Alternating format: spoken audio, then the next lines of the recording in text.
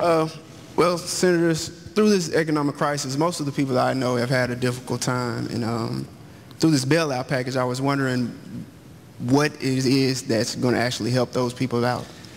Well, thank you, Oliver, and that's an excellent question because, as you just described it, bailout, when I believe that it's rescue. Because of the greed and excess in Washington and Wall Street, Main Street was paying a very heavy price, and we know that. I left my campaign and suspended it to go back to Washington to make sure that there were additional protections for the taxpayer, in the form of good oversight, in the form of taxpayers being the first to be paid back when our economy recovers, and it will recover, and a number of other measures. But you know, one of the real catalysts, really the match that lit this fire, was Fannie Mae and Freddie Mac. I'll bet you may never even have heard of them before this crisis. But you know, they're the ones that, with the encouragement of Senator Obama and his cronies and his friends in Washington, that went out and made all these risky loans, gave them to people that could never afford to pay back. And you know, there were some of us that stood up 2 years ago and said, we've got to enact legislation to fix this. We've got to stop this greed and excess. Meanwhile, the Democrats in the Senate and some members of Congress defended what Fannie and Freddie were doing. They resisted any change. Meanwhile, they were getting all kinds of money in campaign contributions. Senator Obama was the second highest recipient of Fannie Mae and Freddie Mac money in history. So this rescue package means that we will stabilize markets. We will shore up these institutions, but it's not enough. That's why we're going to have to go out into the housing market, and we're going to have to buy up these bad loans, and we're going to have to stabilize home values. And that way Americans can, like Alan, can realize the American dream and stay in their home. But Fannie and Freddie were the catalyst, the match that started this forest fire. There were some of us that stood up against it. There was others who took a hike. Senator Obama. Well, Oliver, first let me tell you what's in the rescue package for you. Right now, the credit markets are frozen up. And what that means as a practical matter is that small businesses and some large businesses just can't get loans. If they can't get a loan, that means that they can't make payroll. If they can't make payroll, then they may end up having to shut their doors and lay people off. And if you imagine just one company trying to deal with that, now imagine 1 million companies all across the country. So it could end up having an adverse effect on everybody. And that's why we had to take action, but we shouldn't have been there in the first place. Now, I've got to correct a little bit of Senator McCain's history, not surprisingly. Let's first of all understand that the biggest problem in this whole process was the deregulation of the financial system. Senator McCain, as recently as March, bragged about the fact that he is a deregulator. On the other hand, 2 years ago, I said that we've got a subprime lending crisis that has to be dealt with. I wrote to Secretary Paulson. I wrote to Federal Reserve Chairman Bernanke and told them this is something we have to deal with, and nobody did anything about it. A year ago, I went to Wall Street and said we've got to re-regulate, and nothing happened. And Senator McCain, during that period, said that we should keep on deregulating because that's how the free enterprise system works. Now, with respect to Fannie Mae, what Senator McCain didn't mention is the fact that this bill that he talked about wasn't his own bill. He jumped on it a year after it had been introduced, and it never got passed. And I never promoted Fannie Mae. In fact, Senator McCain's campaign chairman's firm was a lobbyist on behalf of Fannie Mae, not me. So, but look, you're not interested in hearing politicians pointing fingers. What you're interested in is trying to figure out how is this going to impact you. This is not the end of the process. This is the beginning of the process. And that's why it's going to be so important for us to work with homeowners to make sure that they can stay in their homes. The Secretary already has the power to do that in the rescue package, but it hasn't been exercised yet.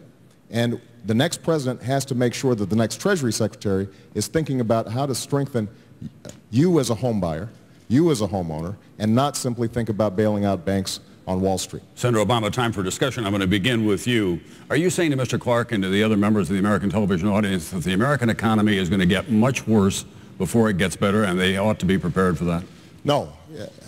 I am confident about the American economy, but we are going to have some leadership from Washington that not only sets out much better regulations for the financial system. The problem is we still have a archaic 20th century regulatory system for 21st century financial markets. We're going to have to coordinate with other countries to make sure that whatever actions we take work.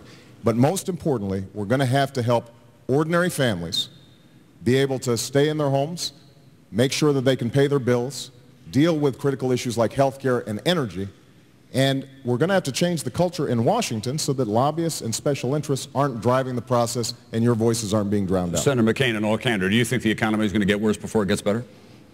I think it depends on what we do. I think if we act effectively, if we stabilize the housing market, which I believe we can, if we go out and buy up these bad loans so that people can have a new mortgage at the new value of their home. I think if we get rid of the cronyism and special interest influence in Washington so we can act more effectively. My friend, I'd like you to see the letter that a group of senators and I wrote warning exactly of this crisis. Senator Obama's name was not on that letter.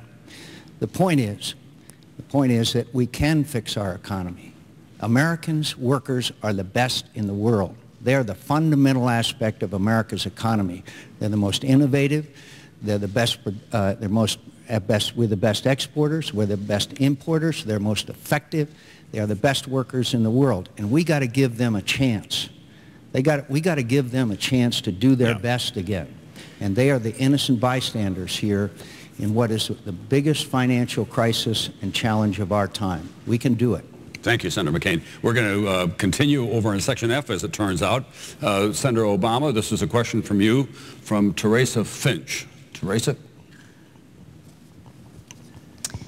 How can we trust either of you with our money when both parties got us into this global economic crisis? Well, look, I understand your frustration and your cynicism, because while you've been carrying out your responsibilities, most of the people here, you've got a family budget. If less money's coming in, you end up making cuts. Maybe you don't go out to dinner as much. Maybe you put off buying a new car. That's not what happens in Washington. And you're right, there's a lot of blame to go around. But I think it's important just to remember a little bit of history. When George Bush came into office, we had surpluses. And now we have a $500 billion deficit annually. When George Bush came into office, our debt, national debt, was around $5 trillion. It's now over $10 trillion. We've almost doubled it. And so, while it's true that nobody's completely innocent here, we have had, over the last 8 years, the biggest increases in deficit spending and national debt in our history. And Senator McCain voted for 4 out of 5 of those George Bush budgets. So here's what I would do. I'm going to spend some money on the key issues that we've got to work on. You may have seen your health care premiums go up. We've got to reform health care to help you and your budget. We are going to have to deal with energy because we can't keep on borrowing from the Chinese and sending money to Saudi Arabia. We are mortgaging our children's future. We've got to have a different energy plan. We've got to invest in college affordability. So we're going to have to make some investments, but we've also got to make spending cuts. And what I've proposed, you'll hear Senator McCain say, well, he's proposing a whole bunch of new spending, but actually I am cutting more than I'm spending so that it will be a net spending cut.